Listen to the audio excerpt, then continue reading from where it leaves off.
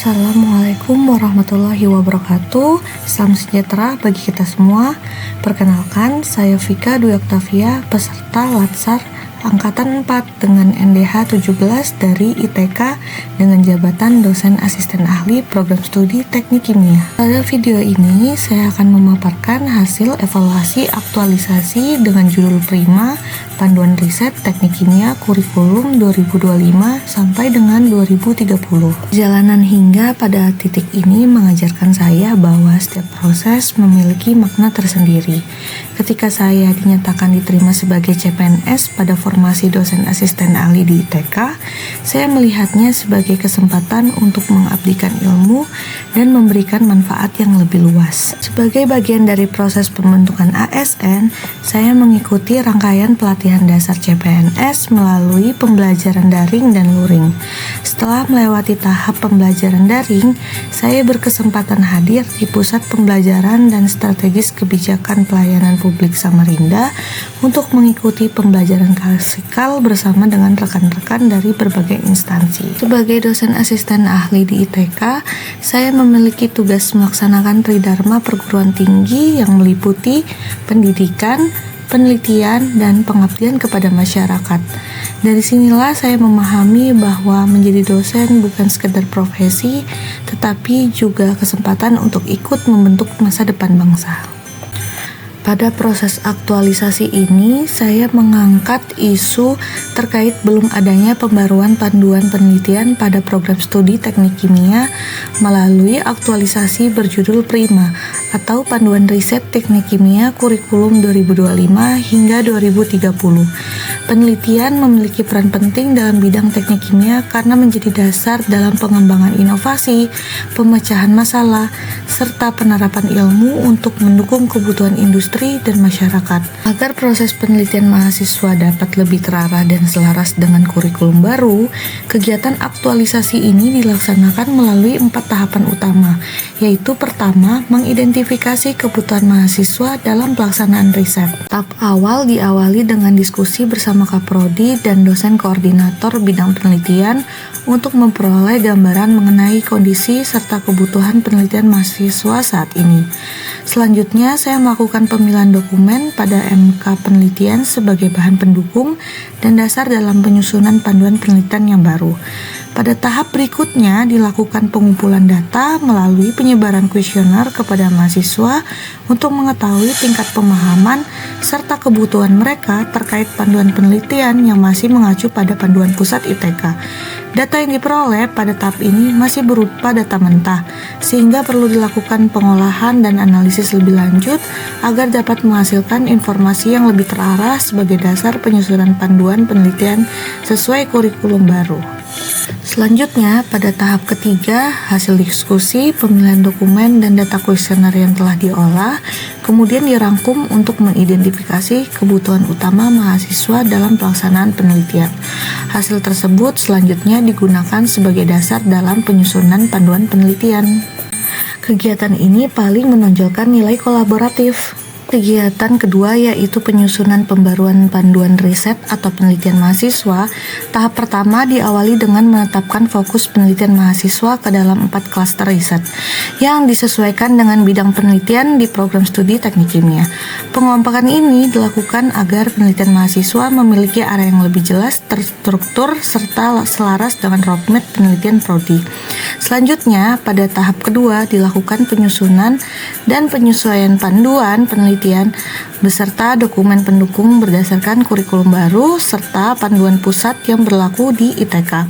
Pada tahap ini dilakukan penyusunan pedoman pelaksanaan dan panduan penulisan penelitian program studi teknik kimia agar lebih sistematis, mudah dipahami, serta dapat menjadi acuan bagi mahasiswa dalam melaksanakan proses penelitian. Kegiatan ini menonjolkan nilai adaptif. Pada kegiatan ketiga, yaitu koordinasi, sosialisasi, legalisasi, dan penerbitan panduan, tahap pertama diawali dengan melakukan koordinasi bersama Kaprodi terkait penerapan panduan penelitian yang telah disusun. Kegiatan ini dilakukan untuk memperoleh arahan mengenai kesiapan pelaksanaan sosialisasi, pengembangan proses pengesahan panduan, serta materi yang akan disampaikan kepada mahasiswa dan dosen pembimbing. Selanjutnya, pada tahap kedua dilakukan sosialisasi panduan penelitian terbaru kepada mahasiswa dan dosen pembimbing penelitian. Kegiatan ini bertujuan memberikan pemahaman terkait pembaruan panduan melalui sistematika penulisan, alur administrasi penelitian, format laporan, hingga ketentuan seminar penelitian. Pada tahap ketiga dilakukan proses legalisasi panduan penelitian melalui pengajuan dokumen kepada pihak fakultas untuk memperoleh pengesahan resmi dari dekan FRTI agar panduan dapat digunakan secara formal. Kemudian pada tahap terakhir, panduan penelitian diterbitkan dalam bentuk digital melalui website program studi teknik kimia dan sebagai tambahan diupload di LMS ITK sehingga dapat diakses dengan mudah oleh mahasiswa maupun dosen. Value yang paling menonjol adalah kolaboratif. Pada kegiatan keempat, yaitu evaluasi, tahap pertama dilakukan pengumpulan data terkait pemahaman dan saran mahasiswa terhadap panduan riset atau penelitian menggunakan metode pretest dan posttest.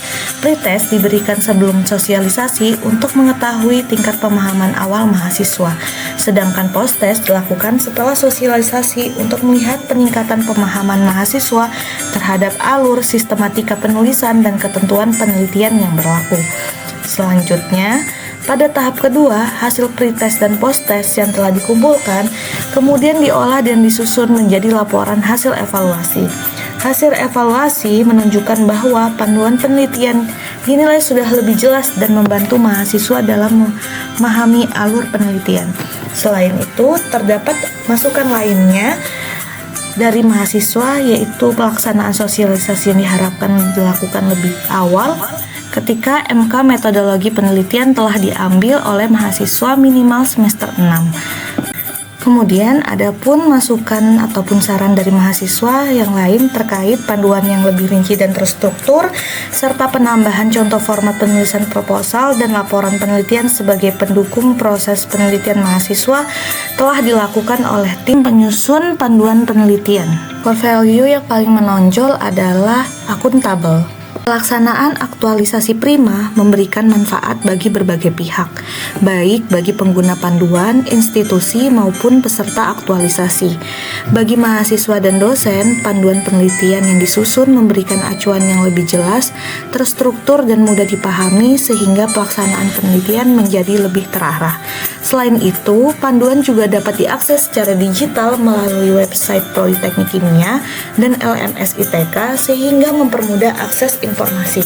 Bagi institusi, kegiatan ini memberikan implementasi kurikulum baru, meningkatkan kualitas layanan akademik dan penelitian, serta mendukung digitalisasi dan kesiapan akreditasi program studi. Sementara bagi peserta aktualisasi, dalam hal ini adalah saya, kegiatan ini memberikan pengalaman dalam koordinasi, menyusun panduan, menggunakan media sosial digital dengan baik, serta penerapan nilai-nilai berakhlak dalam pelaksanaan tugas sebagai ASN.